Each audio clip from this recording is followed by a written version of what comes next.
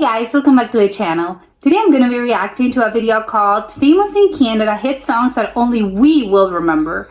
Okay, so we'll see about that. Only famous in Canada, but I am so interested to know if there are maybe some other songs that have transcended and were probably known in other places. Probably not, but we'll see. So let's check it out and comment, like, and subscribe. Okay, I've never heard of this in my life.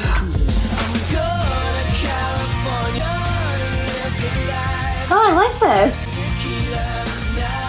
They're sipping on tequila in California. Okay. Oh, they're in that. Where are they? I love that it says I can't get down and they're in the big tower. Sucks to be you. Well, that's harsh. Mariana's Trench. Okay, so you're so deep.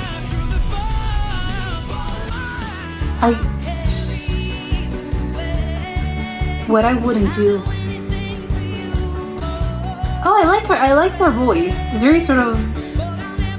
The song is sort of, I don't know, sort of folklore inspired. Oh my god, this video looks sort of a video game, or I don't know. Not a video game. I think it looks. It's so interesting. Hell. Oh, the video is so weird. It's gonna give me. Ugh. Reminds me of sort of microscopic sort of bacteria. Save your scissors. Okay, this looks dark. Oh, hip hop? What year was this?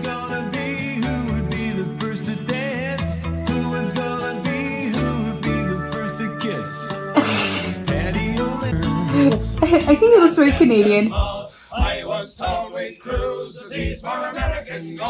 god, what is this? Okay, I love this. The Barrett's Privateers.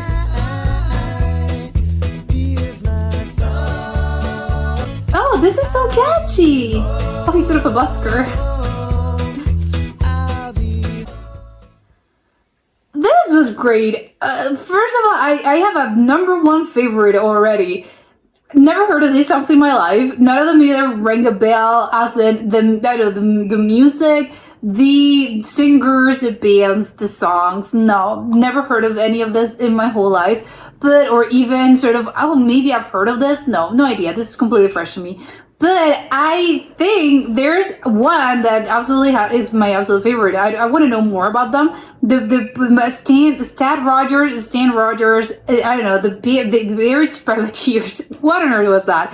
I don't know how old, it looked a little old. I don't know how recent it was. I don't know if this is a band that's still active these days, or it was a band that was active at one particular time period in Canada. But I love them. I would love to know if all the songs, their songs were like this. Or is it, I don't know, is this one particular song? I don't know, it's really funny. Obviously, there were sort of a sea shanty, although, you know, not really, but I don't know, it's giving me sea shanty vibes. And I don't think I've ever heard of sea shanties being famous in this. I don't know. I don't think ever in the modern time period, in the modern era. I think it was something, again, as in, I don't know, folkloric songs that people sort of, at one point in time, I'm sure they were famous, but I don't think recorded as if we've recorded it because, they were famous.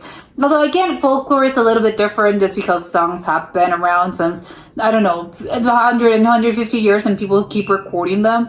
And so maybe it's a bad comparison. And sea shanties are just, well, who's going to record them? They were pirates. So it's really funny to me. But I would love to know more about the band. Were all the songs were like this? I don't know. I'm totally adding that to my playlist. Love it.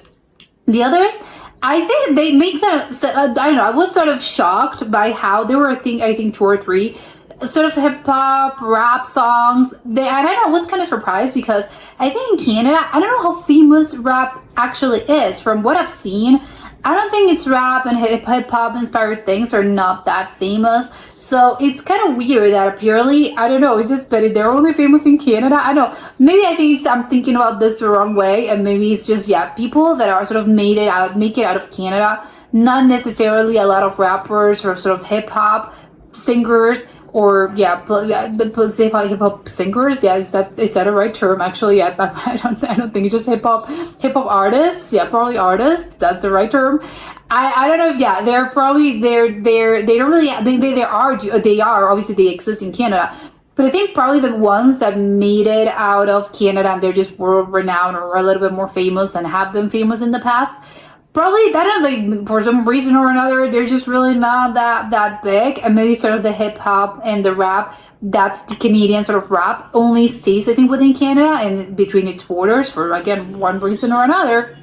Maybe that's it, and that's why I hadn't heard of, I don't know, rap or hip hop, you know, hip hop Canadian hip hop sort of songs that I've played or that I don't know that were just really they're just really big. So I'm kind of shocked by how many of them, because I think we're at least two or three were in that sort of genre. So I don't know, was surprised. And one of them was also, I think, because you had everything. You had something that looked a little bit older from maybe, I'm going to say the 90s, but I don't know. And other that looked a little bit more recent. But one of them that I cannot remember, I think it was Why It's Me.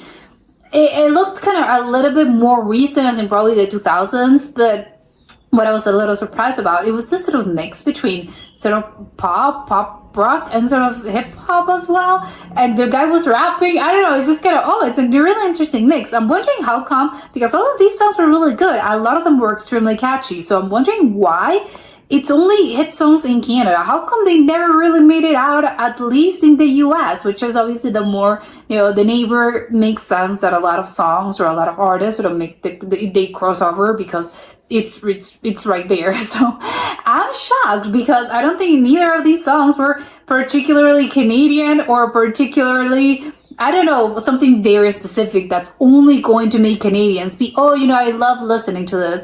So I'm wondering why, because a lot of these songs have really had potential to sort of be, known all over the world or just in more places.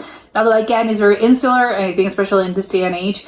And I don't know how old, if these songs were older. I know if they were from the 80s, 90s, 2000s, or just more recent. But I think specifically in this day and age, I think it's really hard to have a hit song or something, or for everyone to know everything. Just because I think radio is a little bit dead. And just, I think someone can be super famous, but it can be very famous, I think, between their fan base or within one particular genre. And it's not really a surprise that you've just never heard of them. And once you learn, it's, they're super famous, I think, somewhere else in either one country, one city, or with one specific subset of people. It's something like that. And there's a whole other world that's just unknown to you. And it's really, I think, really easy. I think it's sort of it's a consequence, I think, of technology that it's really easy, I think, to sort of stay within your own sort of, I don't know, musical taste or just routines and be sort of, people listen to this thing and that's it. It's the same. I think it's the same. I think for someone else, maybe if you listen to one particular genre or just you're very into one particular, band or something, I don't know. It just could be very, you've never heard of them. And you can ask someone on the street and they'll be like, I've never heard of this in my life. And to you, it's, how could you not? They're so incredibly famous. But I think it happens. And again, it's happening more and more. Everything's very sectorized and sort of very niche. And again, it's kind of hard to sort of break those walls. I think, especially for artists, probably it must be really hard because you can have sort of, I'm really famous, but are you really? I don't know. There are a lot of people that probably are unaware of your existence or of your songs, but it really is happening more and more. And again, it's not really a surprise to me just because people are staying very within sort of their own walls, their musical walls, or their own little I don't know, atmosphere. So again, it's not really a surprise, but I think for artists it must be really really hard to sort of break that, or maybe they just don't care, because as long as you have a loyal fan base, and obviously they care about you, they love your music, maybe, and they go to your concerts, they go to your performances, they buy your records, maybe, you know, they don't really care, because otherwise you just want, obviously, I think, your music to resonate with someone. And if it resonates with, I don't know, 5 million people, or if it resonates with just 500,000, I don't really think, like, why would you care, right? It's just you care about people caring about you, and that's it. But I don't know. I just think the it's kind of weird to me. It's really an interesting kind of thing that has happened, I think, and probably will continue to happen as technology and as the world moves on and society moves on. It's just everything's very sectorized. So you have no idea what's famous in other places, just because I don't know, you're just listening to one particular thing and that's it. But I think the only one that I think was maybe a little bit more Canadian, and I would see why it was a little hard to break out of this. It was the one, I think it was there was a guy with I think Kim Mitchell. I don't know why, something about him was screaming Canadian to me. So maybe that, and there was another that it was this girl that had this really powerful ballad that was really nice. I think it wasn't Serena Ryder. It was Nikki Yasovsky. I can't remember her name. But I think maybe that's the song itself. I think she had a great voice, and it was a really powerful ballad. It was called, I Think I Believe, and it's all about being, you know, everyone sort of, you have to come together, and it was really nice. But I can see maybe why that's only a Canadian thing, because it seems to me that maybe it was a song that was created or played a lot in maybe Winter Olympics, or maybe, I don't know, one particular Canadian event, and maybe that's why, you know, the song really lends itself to that particular sort of event. But maybe it was hard to break out of that, you know, because the song, you don't have the background necessarily to understand this song and why it's important to us and why it was super big. If it was because, again, they're talking about, you know, being united in whatever, and it was because of when it was the Olympics or something. I just said the Olympics just to say something, but it was probably, again, something was very particular. It was tied to one event, and maybe that's why it was hard to sort of break out, and that's why it was only famous over there. But, you know, if you ask me, I think it's best maybe to, you know, fame is not that great sometimes. So maybe it's really good that they're just very famous within their own country. Canada is huge. It has so many people. So you're going to get the perks of being really famous. But if you ever get tired of being accosted on the street, or just being, oh no, you know, I want my privacy, just move somewhere else, and you can move to another country, and people are probably going to be less familiar with you. So, you know, I think, again, best of both worlds. You're famous, but, you know, no war super known, famous worldwide, which sometimes, a lot of times actually, is not that it's all cut out to be. So, you know, if you ask me, they have it great. But that was it for today, and I'll see you soon. Bye!